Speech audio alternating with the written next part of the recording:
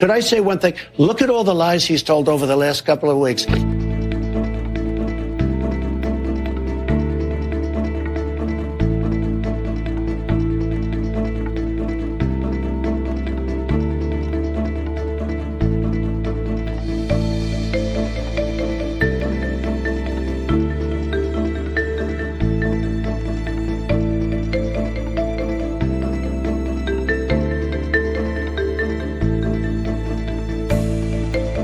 He said he was at the World Trade Center, and he wasn't. He said he flew airplanes, right? He didn't. He said he drove trucks, and he didn't. Everything he says is like a lie. It's terrible. Mr. President, even his handicap and golf, he said he's a 6. He's not a 6. I want to stay focused on you, okay, for the purposes of this interview, okay? Because it's important that we hear from you about all of this. Well, I'd like you to, but you keep interrupting me.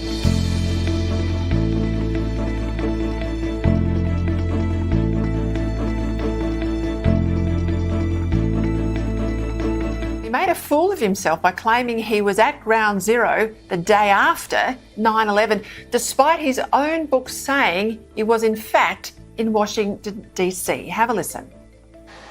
Each of us, each of those precious lives stolen too soon when evil attacked. Ground Zero in New York, and I remember standing there the next day and looking at the building. I felt like I was looking through the gates of hell. It looked so devastating because from where you could stand.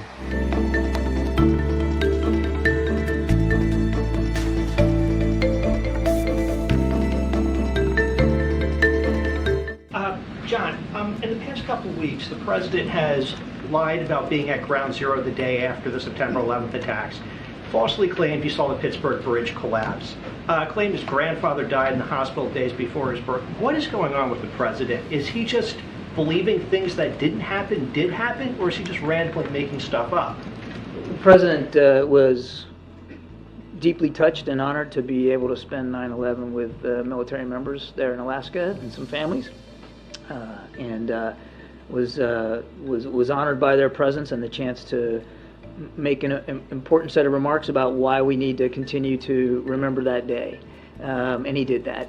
And he spoke about a visit to Ground Zero, which he did participate in about a week or so after the event, and what that looked and what that smelled and what that felt like. And it had a visceral impact on him, as it did so many other Americans on that terrible day.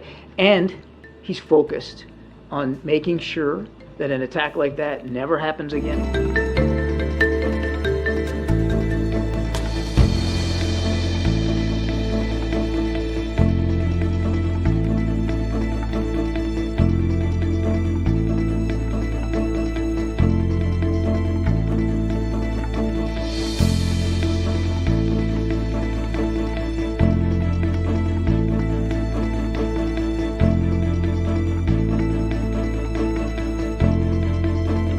This president has a pattern at this point of either inventing or embellishing stories about his own past, his biography. He claimed he had witnessed a bridge collapse in Pittsburgh when he actually showed up about 6 hours later. He claimed that his grandfather had died just days before he was born himself at the same hospital. In fact, his grandpa died more than a year before in a different state, not the same hospital.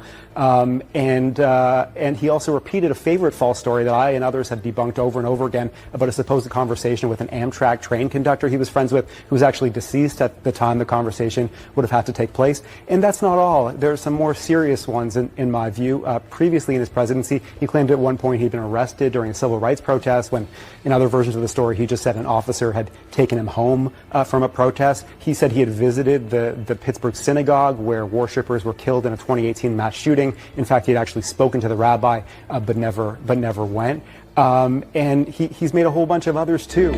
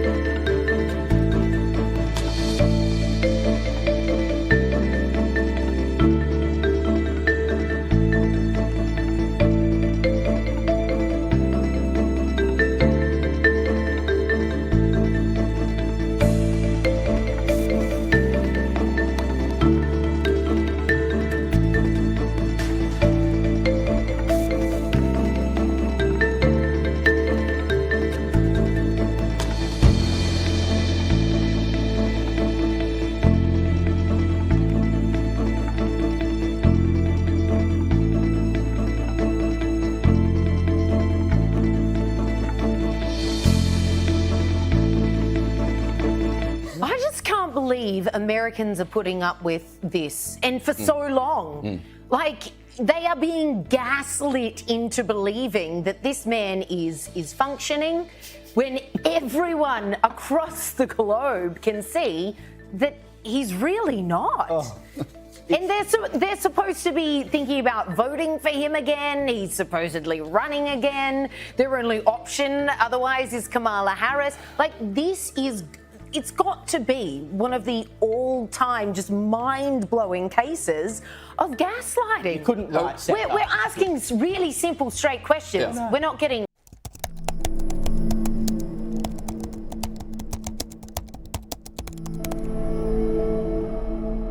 Mr. President, have you thought about a potential running mate if you were to win the nomination? I like not to think too much about that. You always do a little bit, but I really don't think it's time. I want to win.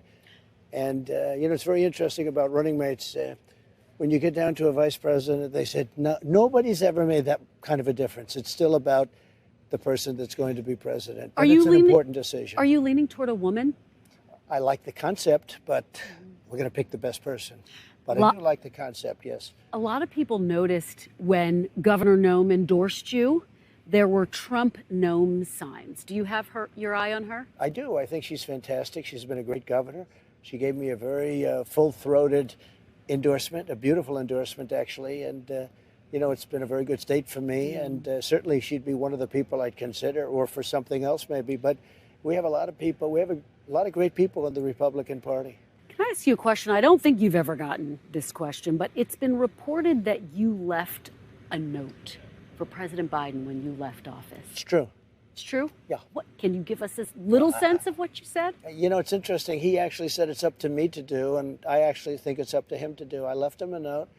I think it was a nice note. I took a lot of time in thinking about it.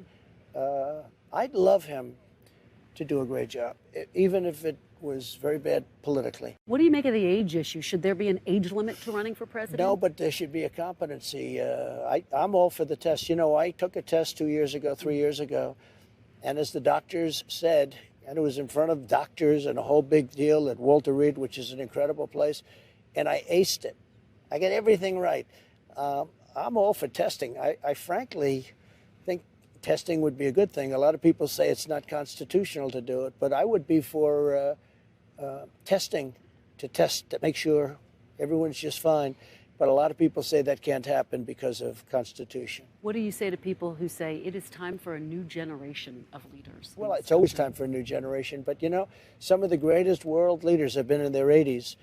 I'm not anywhere very near 80, by the way. But and Biden's not too old. I don't think Biden's too old. But I think he's incompetent. And that's a bigger problem.